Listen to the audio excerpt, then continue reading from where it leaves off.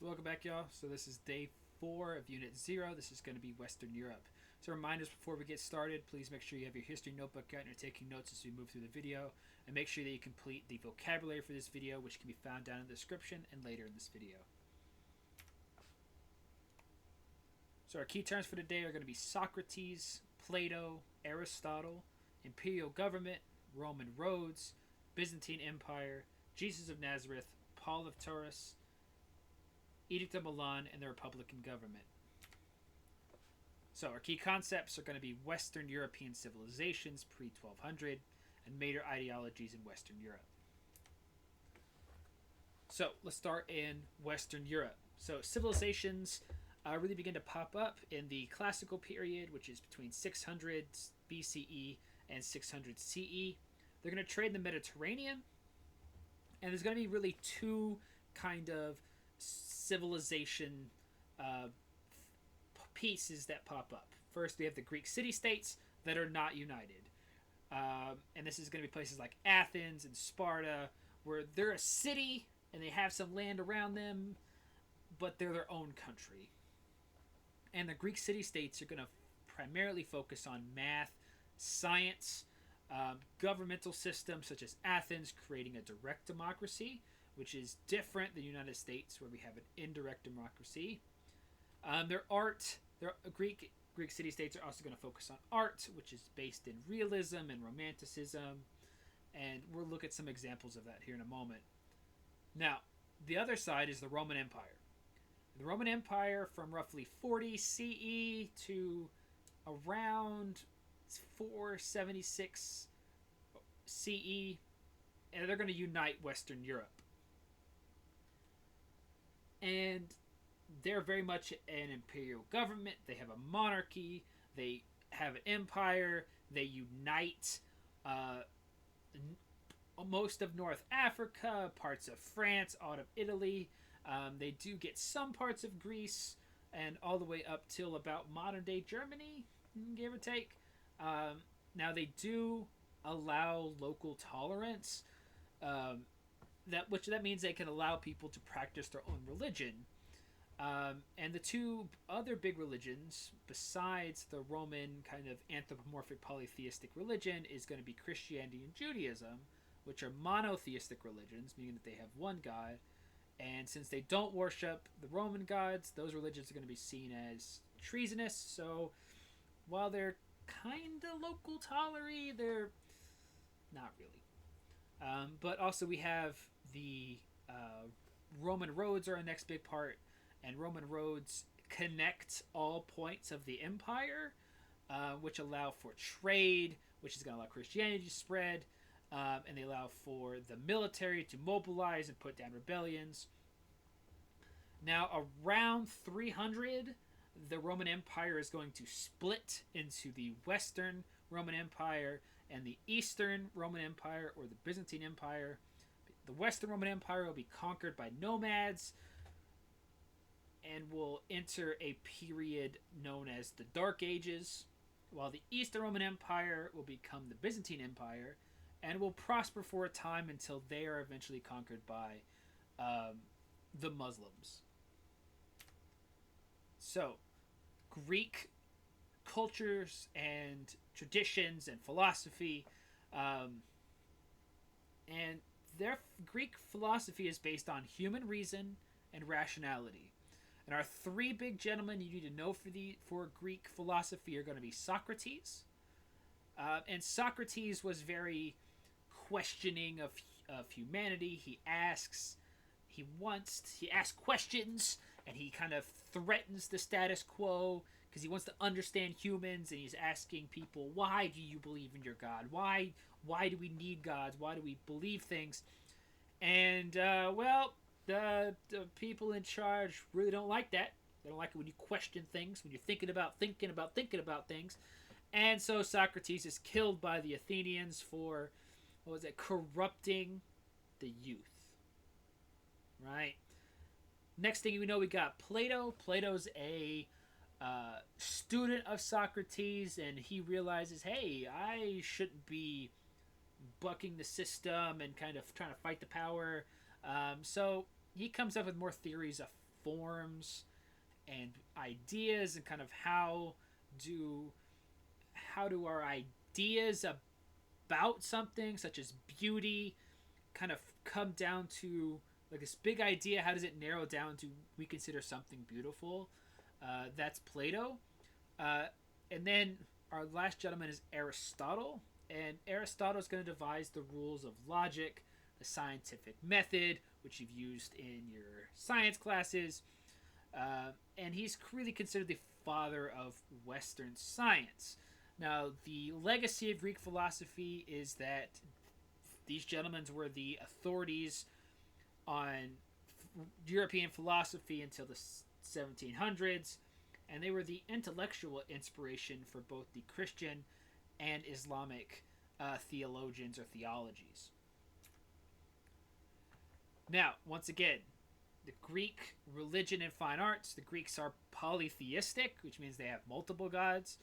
They are anthropomorphic polytheism. Some of their deities include Zeus, the god of thunder and lightning, Athena, Apollo, Poseidon, who's the god of the sea, Hades, god of the underworld.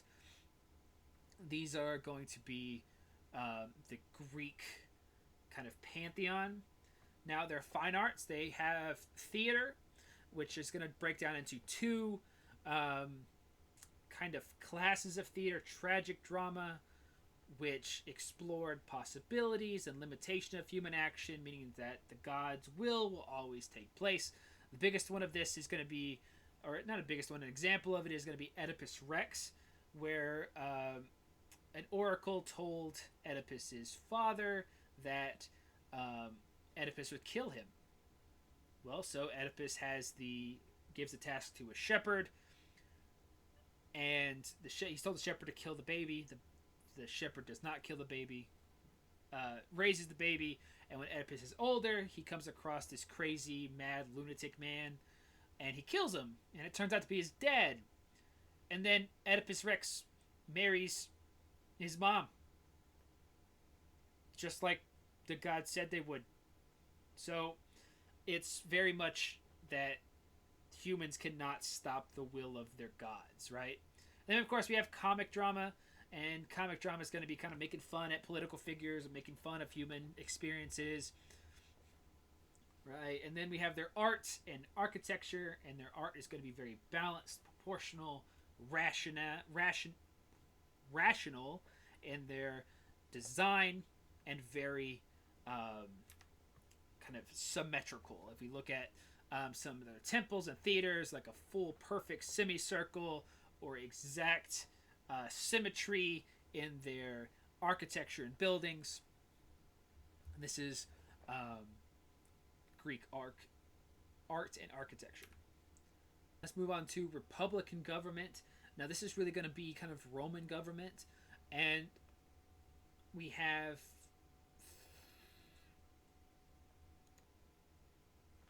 so the Roman government before they became an empire had a republican-style government. And this was an indirect democracy, which means that the people elected other people to vote on their behalf and create laws. And they had three branches of government, and these three branches of government did have checks and balances, similar to the United States government today.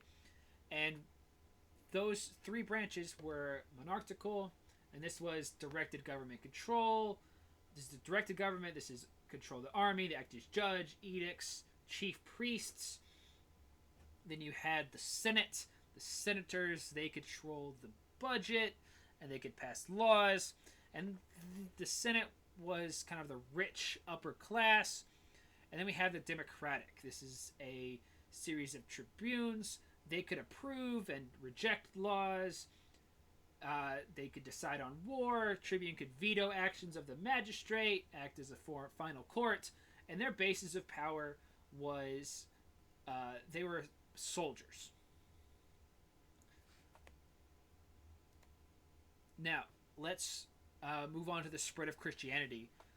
Christianity really comes out of Judaism, which is created in 2 to 3,000 BCE, so way before the Roman Empire. And they are an ethical monotheism based on the Torah or the Old Testament. Now, in the Roman Empire, the Jews were considered a state cult and believed to be blasphemy, though the Romans ruled the Jews through the Jewish elites and were kind of tolerant of Judaism. And then we got this guy called Jesus of Nazareth, right? So he's a very charismatic Jewish teacher. He taught devotion to God and love for human beings, and he really pushed back against the standing kind of status quo. And due to this, he was crucified in the early 30s CE and became known as Christ. So he became known as Jesus Christ, or the Anointed One. And due to this, and his apostles and people who follow them, they create the New Testament. And the New Testament mixes with the Old Testament and becomes the holy book of Christianity. Now, the real big spread of Christianity comes from Paul of Tarsus. Now, Paul was a Roman citizen by birth in a Greek city, and Paul was the one who spread Christianity in the Mediterranean through missions and really along these Roman roads. Now, as he kind of spread Christianity and people started to join Christianity and they started to stop worshiping the Roman religions, thus kind of affecting the power of the Roman government, Paul was captured, and he was also crucified and executed by Roman officials. So this is going to be one of our big religions that's going to constantly play, especially in Europe, for the foreseeable future. Now, early Christianity had a lot of Roman repression. Peter, who was an apostle or a follower of Jesus, and Paul are both executed in Rome by Nero in 67 CE. And since Christians refused to worship the emperor and the state gods, this was considered treason. But Christianity grew rapidly in the Roman Empire. It had a strong appeal to the lower classes, urban populations, and women, because they were considered equal. There was no, oh, I'm a Roman citizen, I'm better than you. It's we're Christians, we're equal. By the 3rd century CE, it becomes the most influential faith in the Mediterranean. And also by 313, Emperor Constantine granted Christianity to be legal in what is known as the Edict of Milan.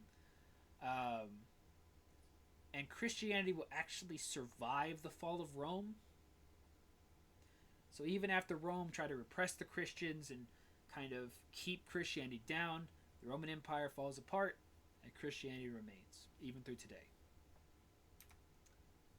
So again, remember that we took notes. If you need to rewind and watch parts of the video to make sure you have all your notes, please do so, and make sure you complete the vocabulary, either on flashcards or in your journal.